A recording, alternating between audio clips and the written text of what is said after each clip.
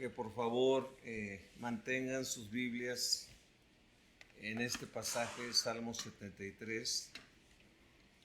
Y como yo quiero que pensemos en el tema de las dudas, de que a veces como personas, como seres humanos, enfrentamos las dudas. A mí me apena a veces toparme con creyentes de que en un momento dado uno les pregunta, oye, ¿tú has dudado de algunas cosas? ¿Has dudado de Dios en ciertas situaciones y todo ello? Y hay creyentes que tienen la idea o tienen el pensamiento o tal vez la enseñanza de decir, no, yo nunca he dudado, yo bien firme y todo esto. Y muchas veces no es cierto. Muchas veces enfrentamos dudas. Y por otro lado, los inconversos muchas veces dudan de todo. Dudan de todo, aunque no necesariamente hay inconversos que creen en algo. Hay personas que le decimos no creyentes, pero son personas que creen en algo, que han depositado su fe en algo. No necesariamente Dios, pero sí en algo. Y de tal manera que pudiéramos decir lo siguiente: las dudas no son totalmente malas. Podemos sacarle provecho a las dudas y tampoco son totalmente buenas. O sea, ni son totalmente malas ni son totalmente buenas. Y vamos a estar viendo esto, ¿no? Las dudas, pongo yo en la introducción, las enfrentan tanto creyentes como no creyentes. Tarde o temprano enfrentaremos dudas. Y creo que, no sé si fue Francis Bacon el que dijo, más vale vivir con cierta incertidumbre para comprobar las cosas que vivir creyendo todo y después ser decepcionados. No sé si me explico con ese aspecto. A veces hay que enfrentar la vida con cierta... A ver. Necesito checar esto, necesito comprobar esto, necesito verificar esto.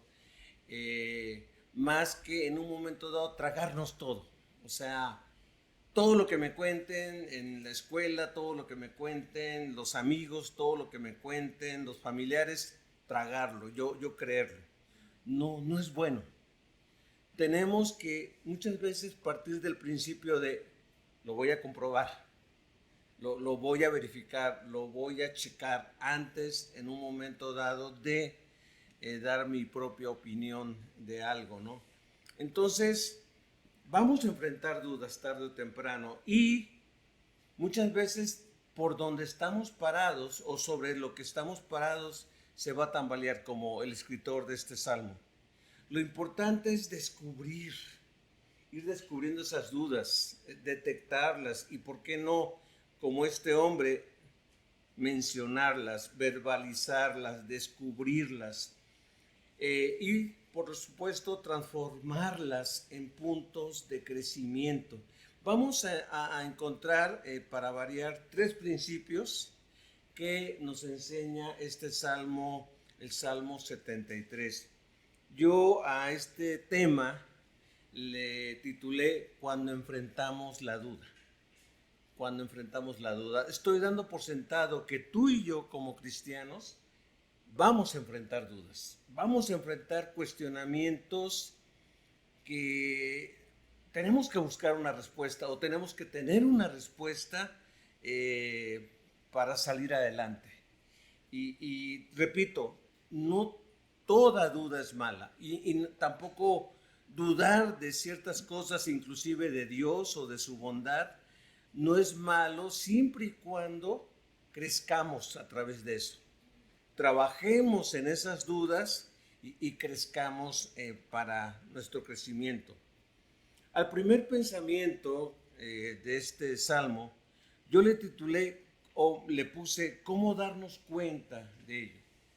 ¿Cómo darnos cuenta de las dudas? ¿Cómo darnos cuenta de que estoy dudando? Porque puedo yo sentirme mal pero no necesariamente descubrir que la duda entró en mi corazón.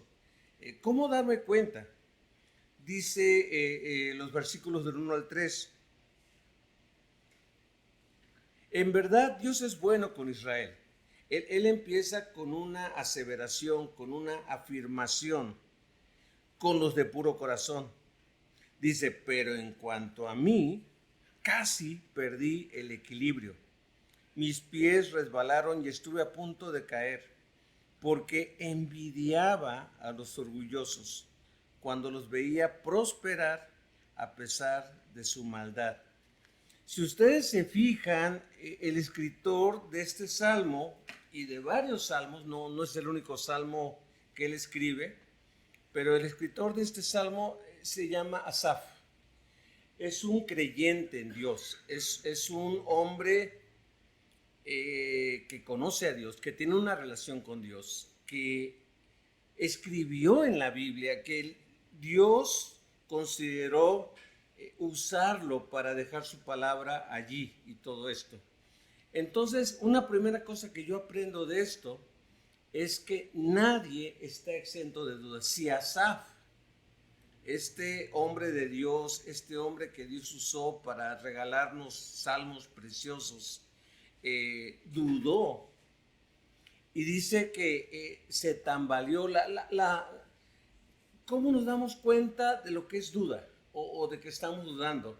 Él lo define de la siguiente manera. Sobre lo que yo estaba parado, se tambaleó. Se tambaleó. Y yo, dice, casi pierdo el equilibrio. Entonces, eso es la palabra dudar. De hecho, la palabra dudar en griego me parece que es disaiko o disike, que habla de dos almas, dos corazones, dos tipos de sentimiento entre que estoy en una cosa o estoy en otra, ¿no? Yo estaba haciendo memoria de alguna experiencia de este tipo y para que nos darnos una idea, recuerdo que estaba yo en mi ciudad, en mi pueblo, estaba yo como de 8 o 9 años y los que han sufrido vértigo me van a entender en un momento dado. Yo nunca he sufrido vértigo, pero una vez llegó una feria a mi pueblo, llegó una feria a mi ciudad. Y era yo un niño como de 8 o 9 años y quién sabe por qué estaba solo. Yo creo que mi mamá me tenía mucha confianza y me mandaba solito a la feria. Y ya andaba yo con mi dinerito, en aquel tiempo alcanzaba bastante. Y yo decía, me voy a subir a ese juego. Y era un juego que daba muchas vueltas, ¿no? Entonces me subí y estaba tremendo el juego, ¿no? Me bajo del juego y dije, ¿para dónde está mi casa? No sabía cómo llegar a mi casa. Por más de que ubicaba que, bueno, estoy sobre la calle, ¿es para acá o para allá? Y estaba yo desorientado. Y qué angustia se siente. Se siente que haya alguien que te diga, es por acá. Entonces, y tardé un buen rato hasta que dije, es por acá. Tal vez hubiera dicho, me voy por acá, si no es por aquí, pues me regreso y todo eso. Pero sí me angustié de haber perdido el equilibrio, en un momento dado, no tanto vértigo, pero las personas que han sufrido de vértigo no se pueden sostener, se tienen que sentar y muchas veces acostar, pero sienten que todo le está dando, todo se está moviendo.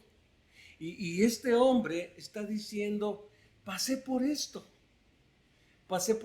en mi vida, pasé por esto ante esta situación, porque por un lado yo creía, Dios es bueno,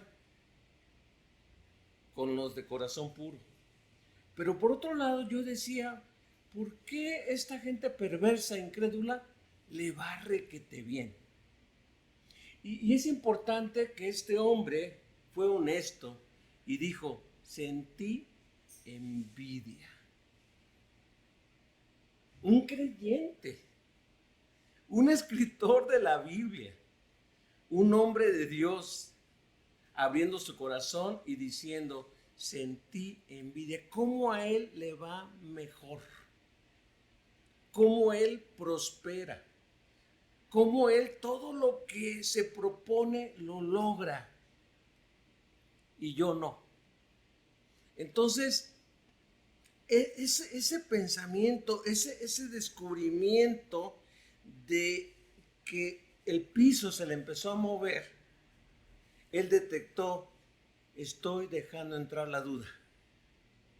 Estoy dejando entrar la duda a mi vida y todo ello. Entonces, ¿cómo darnos cuenta? Por lo que pensamos y por lo que sentimos. ¿Qué pensamientos empiezan a entrar en nuestra mente de tal manera que la duda empieza a cobrar más y más poder, más y más fuerza, más y más lugar? Y también cómo me siento. Este hombre descubrió cómo se sentía. Sentí envidia. Me sentí un envidioso, diciendo, ¿por qué él y por qué yo no? Yo no. Entonces, eso es bueno. Es bueno detectar, y yo quiero comentar lo siguiente, que lo voy a agregar más adelante, pero ese descubrimiento lo va a llevar a crecer espiritualmente. Ese descubrimiento lo va a llevar a un conocimiento más profundo de Dios. Tal vez tú te preguntas, bueno, pero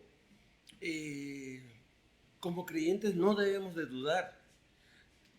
Debemos de dudar, debemos de cuestionar en un momento dado. Yo siempre he visto requete bien que cuando Pablo, el apóstol, llegó a Berea, a ese pueblo, dice que los creyentes de Berea eran nobles. Y yo no sé si se refiere a esta palabra nobles de personas acomodadas, pero yo pienso que eran nobles de corazón, de que en un momento dado querían asegurarse de que lo que estaban oyendo era cierto. Y dice que llegaban a sus casas y checaban con las escrituras lo que Pablo les enseñaba. Y yo creo que Pablo no se sentía ofendido, sino que al contrario se sentía gozoso de ver que esas personas de Berea verificaban todo lo que les enseñaba Pablo. Y yo pienso que se gozaban de decir, es correcto, es bueno, y disfrutaban esto. Yo lo puedo verificar, por ejemplo, leyendo libros como los de Keller o libros como los de John Stott o C.S. Lewis o otros libros cristianos donde mi espíritu me está diciendo, la Biblia dice esto, ellos dicen esto, estoy de acuerdo, hay verdad, siento esa seguridad y hay cosas que de plano yo digo, wow, esto está muy profundo, necesito volverlo a leer y volverlo a leer. Y cuando me doy cuenta, mi entendimiento, por ejemplo, en el estudio de Jueces, yo entiendo varias cosas y digo, en la noche o mañana voy a ver esto, esto y esto, vamos a tocar esto. Pero ya cuando llega la reunión, Dios amplía lo que descubrí y eso me maravilla y todo esto. Entonces, dudar no es tan malo. Déjenme decirles este otro ejemplo bíblico. Tomás, el famoso Tomás. El famoso Tomás, quién sabe dónde se metió, pero un domingo no se reunió con sus hermanos. No se reunió. Y que va tocando que ese domingo llega el Señor y se le aparece resucitado a sus discípulos. Y los discípulos están maravillados, ¿no? Entonces pasa ese domingo, llega Tomás y le dicen, Tomás, ¿qué crees? Vino el Señor. No es cierto, el Señor está muerto. No, vino el Señor y nos habló y estuvo aquí con nosotros. Y Tomás dice, hasta no tocar hasta no verlo y hasta no tocar la herida de sus clavos en sus manos, hasta no meter mi mano en su costado, yo no voy a creer. Aprendió, el siguiente domingo fue, el siguiente domingo no faltó y Dios se le aparece y le dice: Tomás. Ahora, lo que me gusta de este pasaje es que Jesús no empieza, incrédulo, no le empieza a criticar su incredulidad. Le dice: Tomás, acércate. Y yo creo que los demás, ay, qué privilegiado Tomás, lo va a tocar. Acércate, tócame, tócame. Algunos dicen que no lo tocó, que nada más el verlo lo desbarató. Yo pienso que Dios sí le dio oportunidad. Y ha de haber sido bien extraño tocar esas heridas o meter su mano en el costado que fue atravesado por la lanza de ese soldado romano.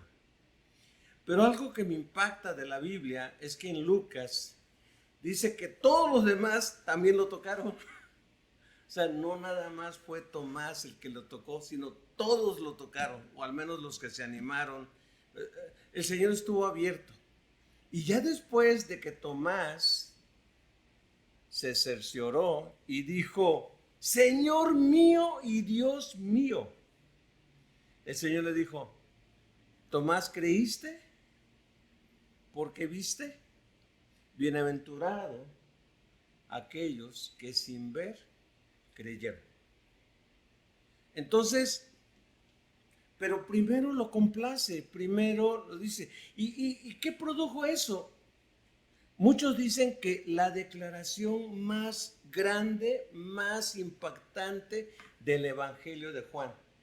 Es el primer creyente que le dice a Jesús: Señor mío y Dios mío. ¿Quieres en un momento dado decirle a un testigo de Jehová: oye, aquí dice que Jesús es Dios? Es Juan, la declaración de Tomás: Señor mío y Dios mío. ¿Qué fue lo que pasó? Que de un domingo a otro el crecimiento de Tomás fue impactante. Comenta Keller que un predicador agarró el pasaje de Isaías 6 y para citar lo siguiente, dice que estaba Isaías en Isaías 6 y que dice: y vi al Señor en el templo y su gloria lo llenaba todo. Dice, y fue algo impactante, y yo dije: muerto soy, porque soy hombre de labios impuros, que vive en medio de un pueblo de labios impuros, hasta que el Señor llega, un ángel, y lo toca con un carbón encendido para purificar sus labios. Pero dice que cuando llega, ve esa visión del Señor sentado en el trono y de los querubines diciendo: santo, santo, santo. Y decía este predicador: prepárate cuando vayas a la reunión, porque ahí puedes tener una visión poderosa de Dios. En otras palabras, no te pierdas, no nos perdamos las reuniones, porque allí podemos tener una experiencia poderosa con el Señor. No nos perdamos una reunión como se la perdió Tomás y no pudo, durante una semana estuvo incierto si Jesús vivía o no vivía. Entonces, es bueno dudar, es bueno enfrentar, es bueno ser honesto y decir: tengo dudas inclusive de mi relación con Dios. Tengo dudas de si realmente tengo el Espíritu de Dios. Y esto te va a llevar a examinar, a checar en la Biblia, a estudiar, a buscar, y a que Dios te hable, a que Dios nos hable. Así que este salmista así se dio cuenta, con lo que veía y con lo que sentía. Pero esto nos lleva al segundo punto. ¿Qué es lo que la causa? ¿Qué causa esta situación? ¿Qué causa el que dudemos? qué causa el que luchemos con estas cosas. Yo quisiera, antes de llegar al versículo 16, yo quisiera comentar lo siguiente.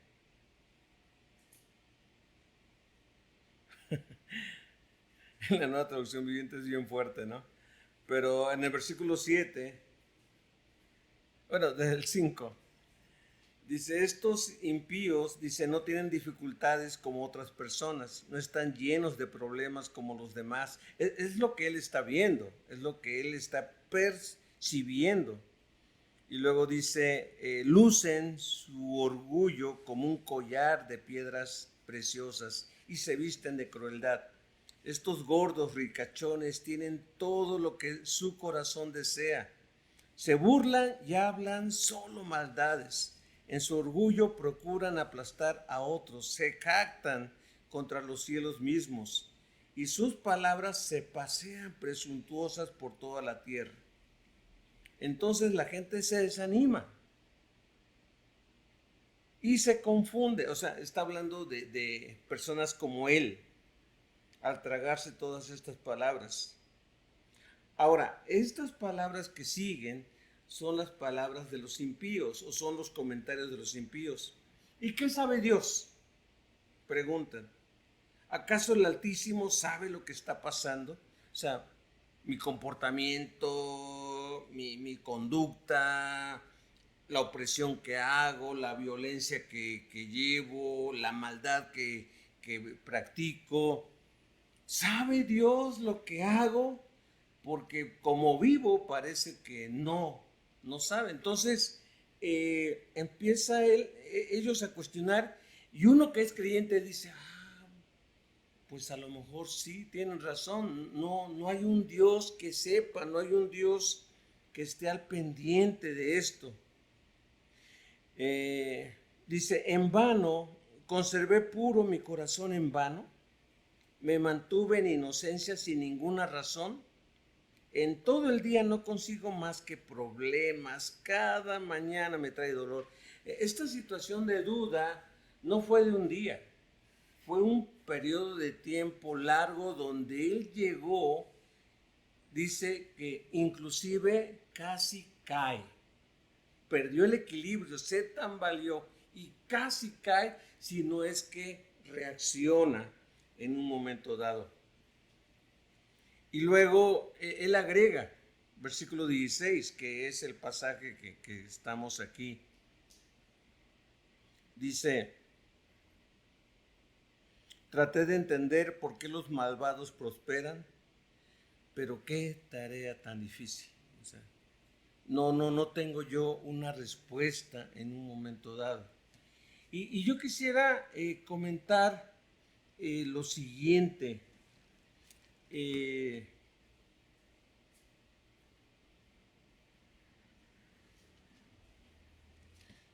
En Wikipedia, tú puedes buscar en Wikipedia, en Google, el tema la apuesta de Pascal o la apuesta de Pascal.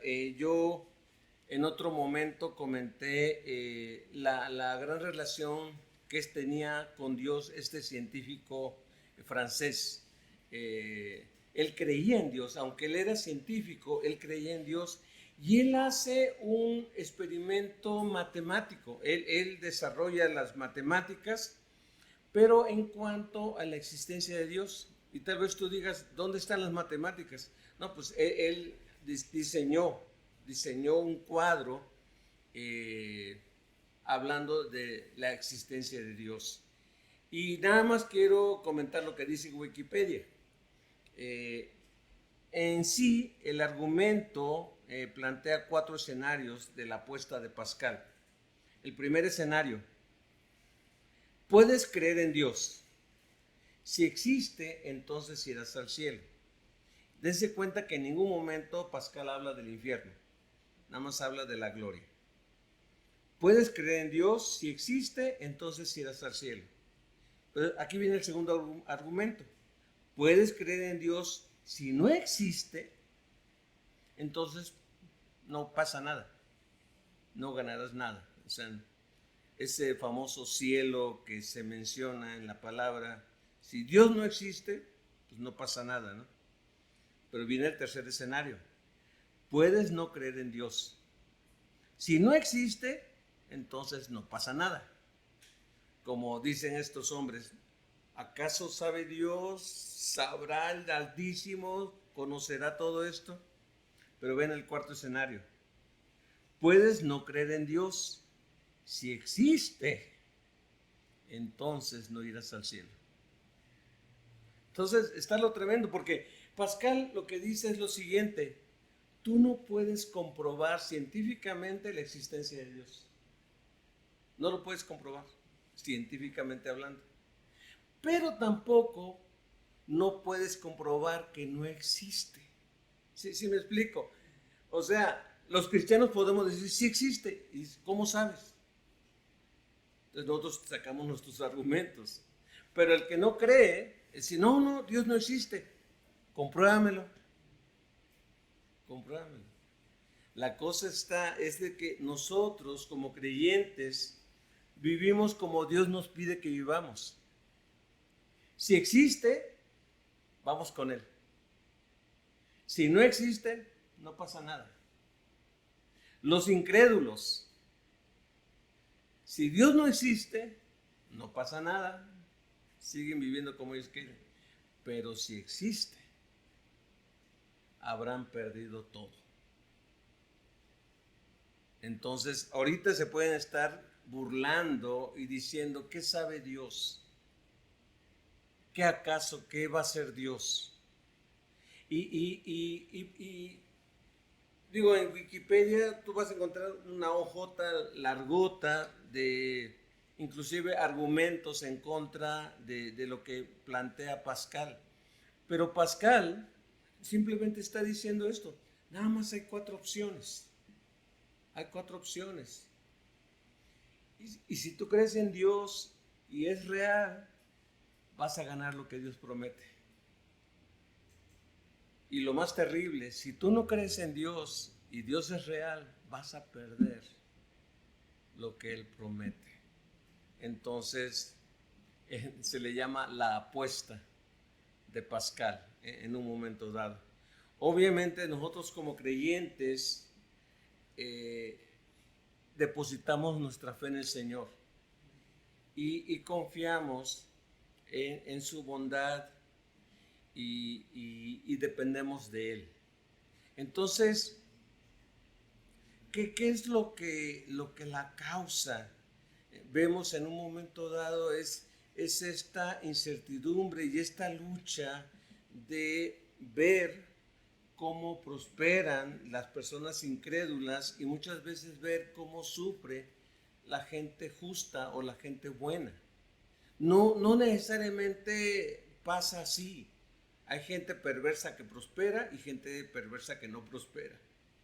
Hay gente justa que le va bien y hay gente justa que le va mal. En este caso, la lucha es que este hombre bueno, Asaf, le estaba yendo mal. Y él empieza a ver a los malvados y él dice, ¿por qué a él les va bien y por qué a mí no? Dice, en vano he limpiado mis manos y todo ello. Entonces, debo de trabajar en mi fe en Dios y esto me lleva al tercer pensamiento. El tercer pensamiento es cómo puedo transformar mis dudas, cómo puedo cambiar en lo que yo caí, cambiarlo en crecimiento, cambiarlo en victoria, cambiarlo en algo que me fortalezca. Y mira lo siguiente, versículo 17, es del 17 hasta el 26 del capítulo 73. Dice, entonces, ahí muestra un cambio gramatical, dice, entonces entré en tu santuario, oh Dios. Solamente entrando en el santuario de Dios, dice, y por fin entendí el destino de los perversos. En verdad los pones en un camino resbaladizo y haces que se deslicen por el precipicio hacia su ruina. ¿Qué significa esto? Y nuevamente aquí entra lo maravilloso de la iglesia, lo maravilloso de tener compañerismo. Uno podría pensar, entré en tu santuario. ¿A qué se está refiriendo el salmista con esto? Yo creo que se refiere a más que el templo, a más que el edificio. Se está refiriendo a entrar en la presencia de Dios. Este hombre deja a un lado sus cuestionamientos y entra en contacto con Dios. Pero yo quisiera agregar lo siguiente. Entra en compañerismo con otros creyentes a adorar y alabar el nombre del Señor. Y yo quiero comentar lo siguiente. El día de ayer tuvimos una noche de salmos y fue algo hermoso, fue algo, el viernes, perdón, yo me seguí con ayer, pero fue algo refrescante, fue algo que por lo que estuvimos orando y comprobamos lo que dice el Salmo 133, cuán delicioso, cuán maravilloso es habitar los hermanos juntos y rendirle adoración al Señor.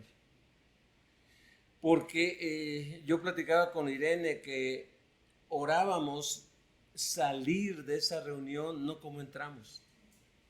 Y físicamente Irene no se sentía bien. Y Dios renovó su cuerpo, renovó su sentir de tal manera que ella se sintió mejor después. Pero pudiéramos hablar de nuestro ánimo, pudiéramos hablar de nuestros pensamientos, pudiéramos hablar de nuestros sentimientos. Hay veces que uno se siente triste porque tal vez no todo está bien en casa como quisiéramos, o en el trabajo como quisiéramos, o en nuestra salud como quisiéramos, o con nuestros hijos como quisiéramos. Y muchas veces la tristeza, el dolor, el desánimo nos golpean hasta que entré en el santuario, hasta que entré en el compañerismo con mis hermanos, enfocándonos en Dios. Dice, hasta que entré, estuve en tu presencia, oh Dios, me mostraste la diferencia. Hay personas, y a veces ese es nuestro problema, pensamos que todo se lleva a cabo aquí, que todo es esto, que no hay algo más después de esto. Y hay personas perversas que son muy saludables, que tienen a sus familias muy bien, que se comportan de una manera burlona, que abusan y se aprovechan de la gente débil, de la gente, de los marginados. Y decimos, ¿hasta cuándo Dios va a actuar? Pero nos olvidamos que esta vida nada más es un punto en el tiempo. Y que sigue. La vida no nada más son 60 años, 50 años, 70 años, 80 años. La vida es más. Y la vida no acaba cuando uno muere. Nos espera una eternidad. Y es ahí donde el salmista dice, oh, los has puesto por deslizadero. O sea, el destino de estas personas es el juicio. Es que tú vas a pagar, Dios, tú vas a trabajar en ellos, ¿no? Los has puesto en un camino resbaladizo. O sea, como yo me sentí en un momento dado, ellos no solamente se van a sentir, sino que ellos van a caer y se van a resbalar. Y dice, al instante quedan destruidos, totalmente consumidos por los terrores. Cuando te levantes, oh Señor, se está imaginando a Dios, un pensamiento muy raro, como Dios, como estando dormido, como estando inactivo, estando sin actuar ante esto. Dice, pero tú un día te vas a levantar, cosa que no es cierto eso. Dios está activo, está presente y está trabajando. Te reirás de sus tontas ideas como uno se ríe por la mañana de lo que soñó en la noche. Entonces me di cuenta que mi corazón se llenó de amargura y estaba destrozado por dentro. Ahora, fíjense algo interesante. En su comunión con Dios, él descubre su condición. Él dice, estoy destrozado por dentro y hay amargura en mí. Pero agrega lo siguiente. Dice, fui tan necio e ignorante. Debo haberte parecido un animal sin entendimiento. La Reina Valera 60 es más fuerte. Dice, era yo como un buey que no entendía las cosas. Y luego dice, sin embargo, a pesar de que estoy roto, a pesar de que hay amargura, a pesar de que me dejé deslizar o casi pierdo el equilibrio, dice, sin embargo, todavía te pertenezco. Me tomas de la mano derecha, me guías con tu consejo, me conduces a un destino glorioso. Él está, hasta entrar en la presencia de Dios, él descubre que no todo acaba aquí, que hay un destino glorioso para cada uno de nosotros, los que hemos depositado nuestra fe en el Señor. Y luego agrega, ¿a quién tengo en el cielo? Sino a ti. Te deseo más que cualquier cosa. Puede fallarme la salud y debilitarse mi espíritu, pero Dios sigue siendo la fuerza de mi corazón. Él es mío para siempre. En la Reina Valera 60 dice, Él es mi porción. Casi lo que está diciendo el salmista, Dios es mi herencia. ¿A qué me lleva ese pensamiento? Mucha gente podrá tener una casa impresionante, podrá tener autos, podrá tener camionetas, podrá tener bienes impresionantes y podrán presumir y compararse con otros y decir, yo tengo mucho. Pero el salmista, estando en la presencia de Dios, dice, ¿a quién tengo yo? A ti. Solamente a ti. Y tú eres mi herencia. Podemos ver esto, podemos valorarlo, el gran valor de Dios, es decir, Señor, si tú eres mi herencia, ¿qué más deseo? Tal vez tú digas, ay no, pero es bueno tener esto, tener aquello, tener esto otro. Sí, es bueno. Pero si tienes a Dios como herencia, puedes llegar a, como el salmista, decir, nada deseo en la tierra. Teniéndote a ti, nada deseo en la tierra. Los que lo abandonen perecerán, porque tú destruyes a los que se alejan de ti. En cuanto a mí, qué bueno es estar cerca de Dios. Hice al Señor soberano mi refugio, y a todos les contaré las maravillas que haces. ¿Cómo puedo yo transformar esas luchas, esas dudas? Teniendo compañerismo con mis hermanos, estando en la presencia de Dios, disfrutar de la presencia de Dios, meterme en la presencia de Dios, y solamente estando en la presencia de Dios, me va a ir mostrando. No estás pensando correctamente, no estás sintiendo correctamente, no estás viendo las cosas adecuadamente, y va a ir cambiando mi manera de ver la vida y los valores que este mundo nos bombardea diciendo, si no tienes esto, no eres infeliz. Si no disfrutas esto, eres un infeliz. Esto te falta, esto te falta. Y nos lleva a un punto en que la gente tiene que comprar eso para sentirse lleno.